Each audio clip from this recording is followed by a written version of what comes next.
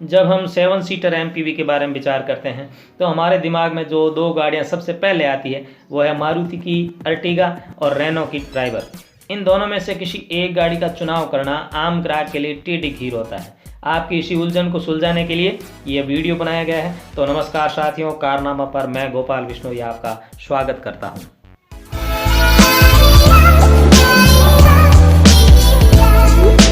आज हम अर्टिगा के VXI मॉडल और ट्राइबर के RXL मॉडल की तुलना करेंगे। दोनों ही सर्वाधिक बिकने वाले मॉडल्स हैं और साथ ही ये बेस मॉडल से एक पायदान ऊपर के मॉडल है, यानी कि दूसरे नंबर के मॉडल्स है। तो सबसे पहले जैसा कि आप जानते हैं ये 7 सीटर आती है दोनों गाड़ियां।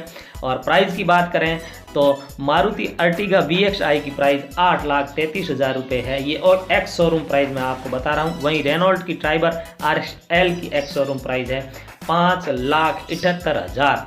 यानी कि आप यहाँ दोनों में देख सकते हैं बहुत बड़ा गैप है दोनों गाड़ियों में। 2,55,000 का फ़र्क है सिर्फ और सिर्फ एक्स शोरूम प्राइस में। यदि ऑन रोड प्राइस की बात करें तो ये गैप और ज़्यादा बढ़ जाएगा। चलिए अब अपन यहाँ चर्चा करेंगे कि ये जो बहुत बड़ा गैप है प्राइस में, बहुत ज़्यादा प्राइस का फ़र्क है, वो कहाँ जस्टिफाई हो रहा है। ऐसी कौन सी चीज़ें हैं जो हमें अर्टिगा में अच्छी मिलेगी जो शायद ट्राइबर RXL में देखने को ना मिले। खैर, सबसे पहले बात करते हैं डायमेंशन की। डायमेंशन की बात करें तो सबसे पहले लंबाई की बात करते हैं। लंबाई अर्टिगा की है 4,395 mm, जबकि ट्राइबर RXL की लंबाई 3,990 mm। तो यहाँ आप देख सकते हैं लगभग 405 mm ज़्यादा लंबी है अर्टिगा VXI ट्राइबर की बनिस्बत। तो ये एक बहुत महत्वपूर्ण फैक्टर है। इसके साथ यदि चौड़ाई की बात करें तो ये है अर्टिगा की चौड़ाई 1,735 mm है, जबकि ट्राइबर RXL की चौड़ाई 1,739 mm है। यहाँ पासा थोड़ा पलट गया है क्योंकि चौड़ाई में ट्राइबर 4 mm अर्टिगा से ज़्यादा लंबी है। इसके साथ ही यदि हाइट की बात करें, ऊंचाई की बात करें, तो अर्टिगा VXI की ऊंचाई 1,690 mm है, जबकि ट्राइबर RXL की ऊंचाई 1,643 mm है। यहाँ 47 mm ज़्यादा ऊंची है ट्राइबर से अर्टिगा। तो यहाँ भी अर्टिगा बाजी मार रही है। ग्राउंड क्लियरेंस की बात करें तो यहाँ दोनों में अलग अलग प्रकृति की ग्राउंड क्लियरेंस है। फिर भी यहाँ 180 mm का ग्राउंड क्लियरेंस अर्टिगा का है, जबकि 182 mm ground clearance Triber RXL का है। तो यहाँ 2 mm ट्राइबर RXL का ग्राउंड क्लियरेंस ज़्यादा है। अब बात करते हैं बूट स्पेस की। तो ट्राइबर में बूट स्पेस आपको पता है 84 लीटर का मिलता है अभी 7 सीटर, लेकिन अर्टिगा में आपको 209 लीटर का बूट स्पेस मिलता है। तो यहाँ 125 लीटर बूट स्पेस ज़्यादा है अर्टिगा का ट्राइबर की बजाय। और ये बूट स्पेस आप जब इसकी लंबाई पर जाते हैं तो आपको अच्छी तरह से पता चल जाता है कि ये बूट स्पेस ज़्यादा कैसे मिला, क्योंकि लंबाई में ट्राइबर से अर्टिगा काफ़ी ज़्यादा लंबी है। फिर भी मैं यहाँ क्लियर कर दूँ, मेरा निजी विचार ये है कि अर्टिगा से ट्राइबर कहीं भी दिखने में कमज़ोर नहीं दिखती है, बल्कि लुक मेरे को अर्टिगा से ट्राइबर का लुक बहुत शानदार दिखता है। लेकिन फिर भी क्योंकि अर्टिगा में बहुत सारे नए नए फीचर्स दिए हुए हैं, बहुत सारी अच्छी अच्छी चीज़ें दी हुई, वो भी देखने वाली बातें हैं।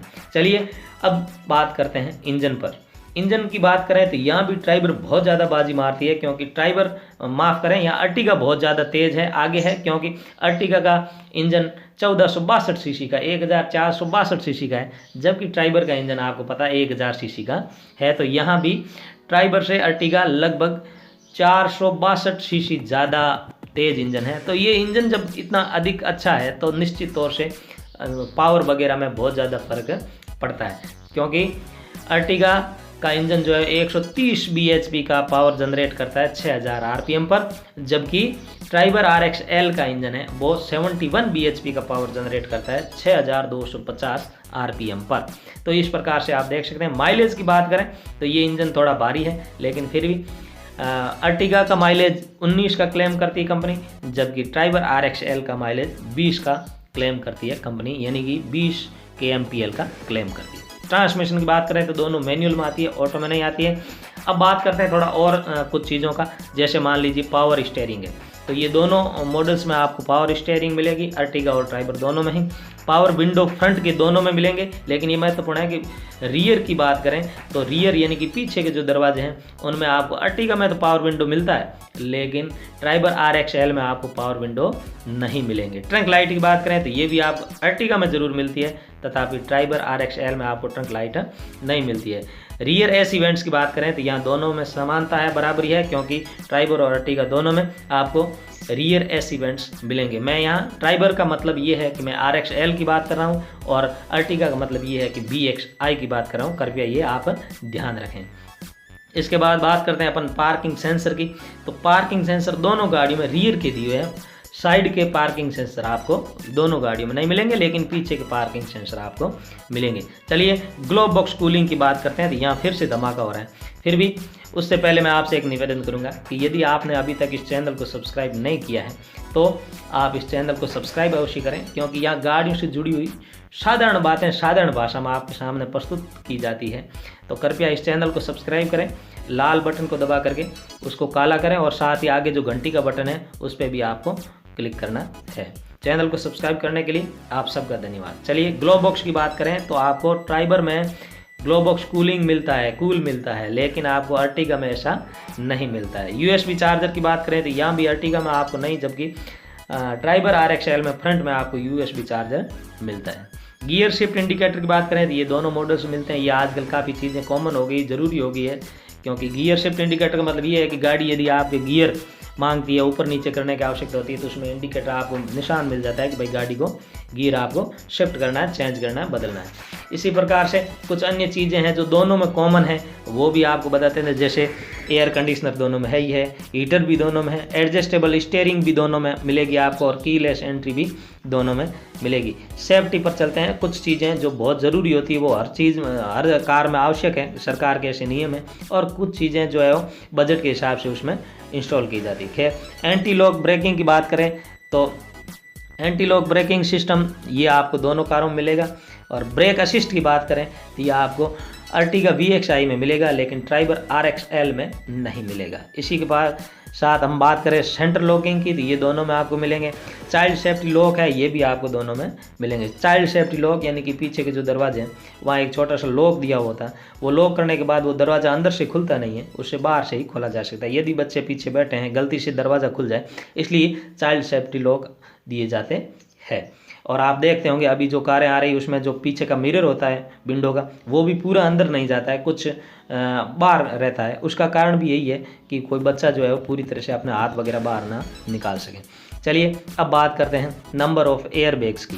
तो ये दोनों में 2-2 एयर बैग्स आपको मिलेंगे। हेलोजन हेडलैम्प्स की बात करें तो आपको अर्टिगा VXI में हेलोजन हेडलैम्प्स मिलेंगे, लेकिन ट्राइबर RXL में ऐसा नहीं है। सीट बेल्ट वार्निंग की बात करें तो ये दोनों में है, यदि आप सीट बेल्ट नहीं लगाएंगे तो बीप की आवाज़ आती रहेगी। इसके अलावा हम बात करते हैं ड्यूल टर्न डैशबोर्ड की।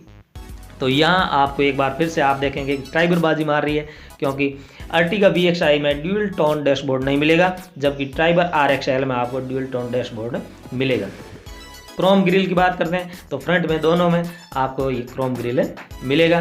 प्रोजेक्टर हेडलैम्प्स की बात करते हैं तो यहाँ भी आपको अर्टिगा VXI में प्रोजेक्टर हेडलैम्प्स नहीं मिलेगा, लेकिन ट्राइबर RXL में प्रोजेक्टर हेडलैम्प्स मिलेगा। साइज़ की बात करें, टायर के साइज़ की बात करें तो ये 185/65 का अर्टिगा का टायर है, जबकि 165/80 का ट्राइबर RXL का टायर है। और इनके व्हील की साइज़ की बात करें तो ये 15 इंच के आते हैं। ट्राइबर में शुरू में 14 इंच के आते थे, जिसको अब 15 इंच करने का विचार चल रहा है।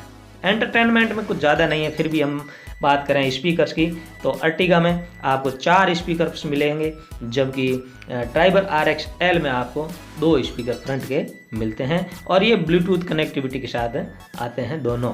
तो इस प्रकार से ये कुछ चीज़ें थी, लेकिन फिर भी आप यहाँ जब कार खरीदने का विचार करते हैं तो बजट बहुत ज़्यादा मायने रखता है। यदि आपके पास बजट है तो आप निश्चित तौर से अर्टिगा की तरफ जाइए, लेकिन यदि आपके पास बजट कम है और आपको अर्टिगा की तरह की एक शानदार गाड़ी चाहिए तो आप ट्राइबर ले सकते हैं। बहुत शानदार गाड़ी है, लुकिंग में देखने में ये अर्टिगा को मात देती है। जब आप देखेंगे तो आपको पता चलेगा। आप यहाँ तक आए, इस वीडियो को देखा, मैंने आपका समय बचाने के लिए जल्दी जल्दी चीज़ें बताई है, बीच में ज़्यादा एक्सप्लेन नहीं किया है, इसके लिए भी आपसे माफ़ी चाहता हूँ। फिर भी आपसे एक निवेदन करूँगा कि यदि अभी तक आपने चैनल को सब्सक्राइब नहीं किया, बहुत सारे साथी सब्सक्राइब कर चुके हैं लेकिन फिर भी किसी ने नहीं किया, तो वो इस चैनल को सब्सक्राइब करें और कमेंट अवश्य करें। कमेंट से ही अगला वीडियो बनेगा। आप कमेंट करके जो सुझाव देते हैं, जो सुधार के उपाय बताते हैं, उनको शामिल करते हुए मैं उन चीज़ों को साथ में जोड़ता हूँ। आप सबका दिन शुभ हो। बहुत बहुत धन्यवाद।